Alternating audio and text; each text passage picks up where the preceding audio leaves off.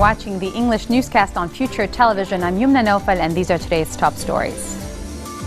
Democrats and Republicans are vowing to decisively override President Barack Obama's veto of a bill to allow families of September 11 victims to sue the government of Saudi Arabia. Residents in rebel-held areas of Syria's Aleppo cower in their homes as relentless missile strikes and barrel bomb pound the besieged eastern half of the divided city. And 4 people shot dead, 1 critically wounded during a shooting at a mall in northwest Washington state, where authorities are searching still for the gunman.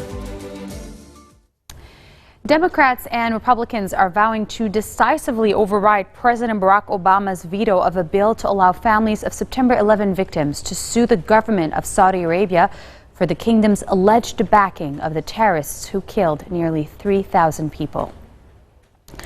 Obama rejected the bill on Friday, warning of a host of unintended and severe consequences if they were enacted.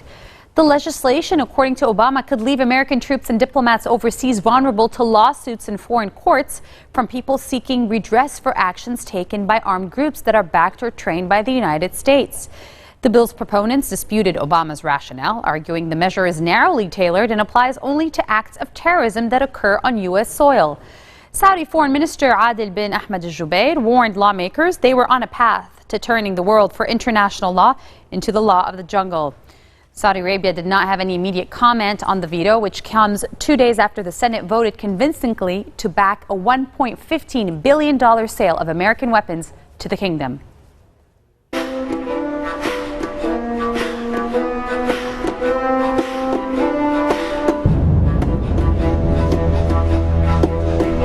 Residents in rebel-held areas of Syria's Aleppo cowered in their homes as relentless missile strikes and barrel bomb attacks pound the besieged eastern half of the divided city. The raids by Russian and Syrian aircraft continue for a second night after Damascus announced an operation late on Thursday to recapture all of the city. Heavy bombardment on Friday killed at least 47 people, among them 7 children, according to the Britain-based Syrian Observatory for Human Rights. The toll is expected to rise with the ongoing strikes leveling entire buildings and obliterating whole streets. Unexploded rockets are still buried in the roads in some areas, and elsewhere enormous craters around 5 meters deep and wide had been left by the bombing. Activists described the use of a missile that produced earthquake-like tremors upon impact and razed buildings right down to the basement level, where many are seeking protection. Russian Foreign Minister Sergei Lavrov is saying that a revival of a ceasefire in Syria depends on all sides involved and not only on Russia's unilateral concessions. He was quoted as saying one can only speak about the ceasefire revival on the collective basis. He was giving an interview for the TV news show Vesti on Saturday. Russia and the United States on September 9 agreed to a deal aimed at putting Syria's peace process back on track. It includes a nationwide truce, improved humanitarian aid access, and the possibility of joint military operations against Daesh and al-Qaeda's Syrian affiliate. The truce effectively collapsed after a week when an aid convoy was attacked, killing 20 people. Lavrov called for an investigation of the incident, repeating that Russian or Syrian air forces were not involved in the attack. On to Yemen, where an apparent U.S. drone strike killed 5 suspected al-Qaeda members in Yemen in the 3rd such attack this week. Washington is the only government to operate drones over Yemen, but only sporadically releases statements on its long-running bombing campaign against the country's powerful al-Qaeda branch. The Friday evening strike in Mari province, east of the capital, killed local commander Abu Khalid al-San'ani and 4 guards. A drone strike in the neighborhood of Al-Baida province killed 3 suspected al-Qaeda members on Thursday. Now, al-Qaeda members are causing a large explosion when the munitions they were transporting blew up. Marib in Yemen is largely in the hands of loyalists to President Abdurabu Mansur Hadi and his allies in the Saudi-led coalition. Coming up next, more world news. Stay with us. We'll be right back.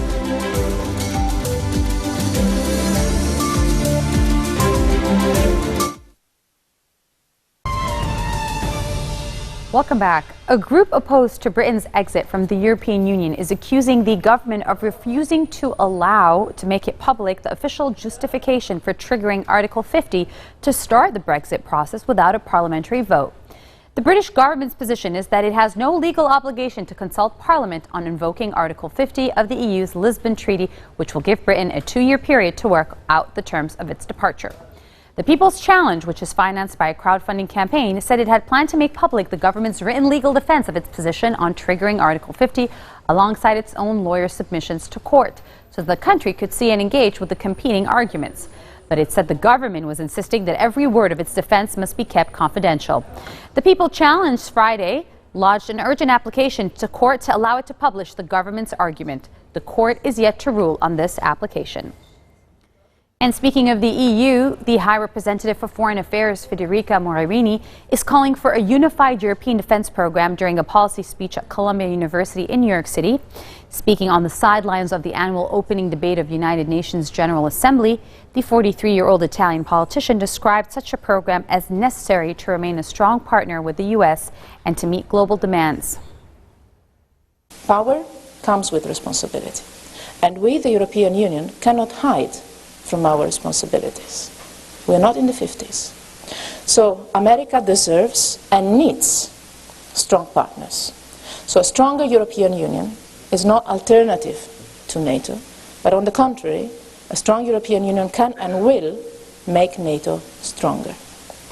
And at the same time, the entire world, the rest of the world, that has not connections with NATO, is asking for Europe day by day to be a global security provider more and more. Our military and civilian missions, and we have 17 of them right now, are already now supporting peace and stability in several parts of the world, especially in Africa. And many of our partners in Africa, in Asia, and in our region are asking for a greater European engagement to build capabilities, to train security forces, to accompany reconciliation processes, to do it the European way. And none of our member states has the force, the strength, nor the resources to address these requests alone.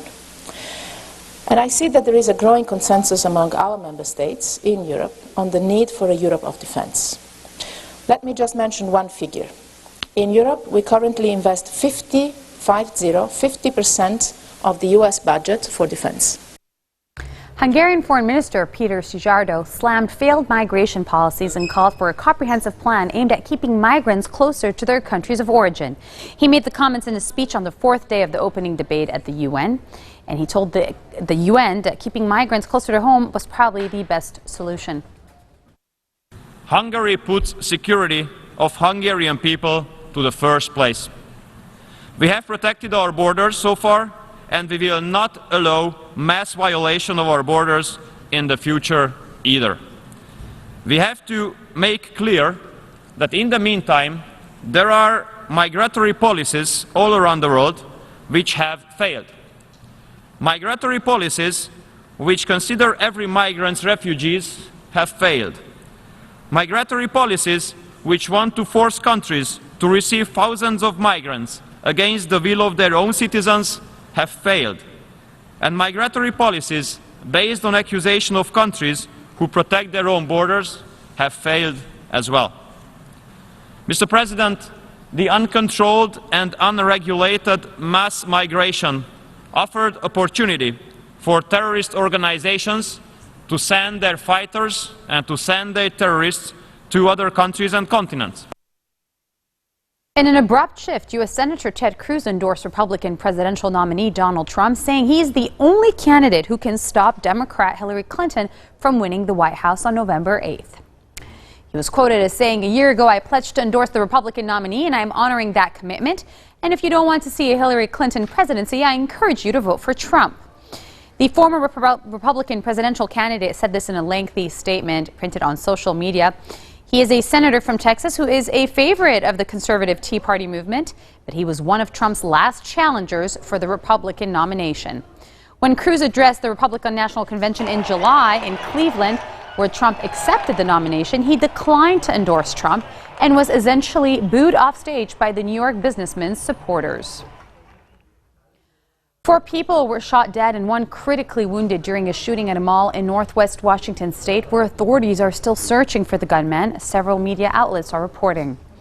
Authorities confirmed that 4 people were killed in the shooting that occurred at about 7 p.m. local time Friday at the Cascade Mall in Burlington, Washington state, about 105 kilometers north of Seattle. 4 women were shot dead, a man was critically injured. Washington State Patrol spokesman Mark Francis told the local media. A local hospital told a CBS affiliate that it had received 1 casualty from the shooting. The station reported that a nearby high school football game was evacuated as a precaution. And President Obama is talking about the National Museum of African American History and Culture in Washington, D.C. in his weekly address. This comes after 2 black men were killed yet again by policemen in the United States. Hi, everybody. This weekend, we'll dedicate the newest American icon on our national mall, the National Museum of African American History and Culture. It's a beautiful building, 5 stories high and some 70 feet below the ground, situated just across the street from the Washington Monument. And this museum tells a story of America that hasn't always taken a front seat in our national narrative. As a people, we've rightfully passed on the tales of the giants who built this country, but too often, willful or not, we've chosen to gloss over or ignore entirely the experience of millions upon millions of others. But this museum chooses to tell a fuller story. It doesn't gauze up some bygone era or avoid uncomfortable truths.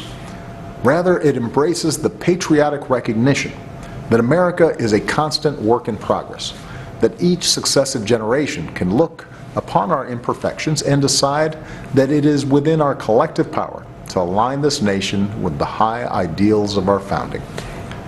That's what you'll see inside. You'll see it in the shackles of an enslaved child and in the hope of Harriet Tubman's gospel hymnal. You'll see it in the tragedy of Emmett Till's coffin and in the resilience of a lunch counter stool and the triumph of a Tuskegee airplane. You'll see it in the shadow of Prison Guard Tower and in the defiance of Jesse Owens' cleats and in the American pride of Colin Powell's uniform. All of that isn't simply the African American story. It's part of the American story.